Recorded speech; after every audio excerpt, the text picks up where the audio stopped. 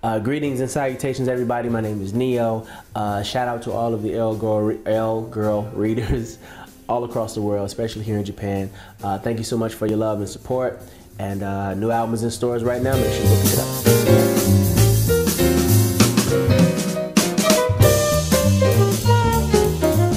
The underlying question is, if weighed out on a Libra scale, you had to choose between love versus money, power, and fame, which way would the scales tip for you?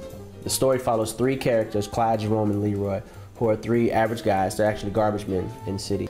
If they accept these superpowers from him and combat an evil that's on the way to this planet, he'll make sure that the money and power and fame that they've always wanted comes to them. Under no circumstances are they allowed to fall in love, meaning no girlfriends, no wives, no love, forever. Over time, they realize that though that life is fun, it's a little hollow. There's really not much to it.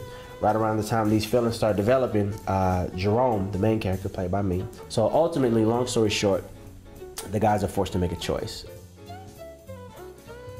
I'm a detail freak. Like I'm a fanatic about fine details, you know, and I like things to feel natural. Like I hate when two people are talking in a movie and the conversation feels forced or contrived. You know, like that's not how people talk. I hate that. You know, so in that I pay attention to things like that. I think that I have the potential to be a pretty good scriptwriter. Combats that is that I'm so used to songwriting. And in songwriting, it's about getting the point across in less than 3 minutes. You know, so there becomes little room for small details and things of that nature. You got to get to the point right away. So I have to kind of retrain my brain to get back into small detail and you know, extending a thought as opposed to just here's the thought, you know. The reason that I went for the white socks is definitely paying tribute to, you know, to one of my hugest influences musically, Michael Jackson. I'm learning to appreciate layering.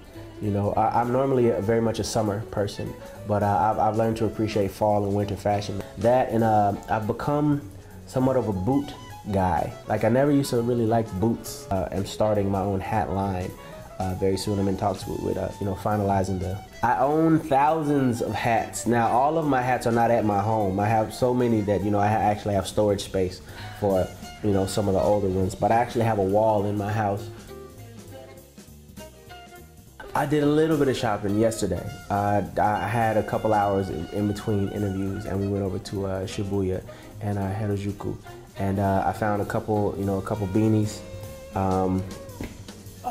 Landon, yeah, these incredible burgundy boots from Landon that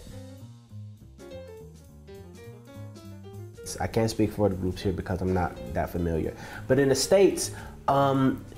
When a label puts together a girl group, they focus so heavily on trying to make the girls so sexy that it overshadows everything else. So the girls could actually be talented, but they're on stage wearing next to nothing, and you know, it becomes, hey everybody, look how pretty I am, or hey everybody, look how sexy I am. So if I were to put together a girl group, I would do a group of ladies, so that when they're on stage, instead of focusing on this and this, you're focusing on the fact that she can actually sing a little bit. Fully dressed, you know, maybe just to play into the element of sex appeal a little bit, maybe a bit more form-fitting than I would regularly go for, but definitely fully dressed, covered up, so that, you know, so that your mind does something.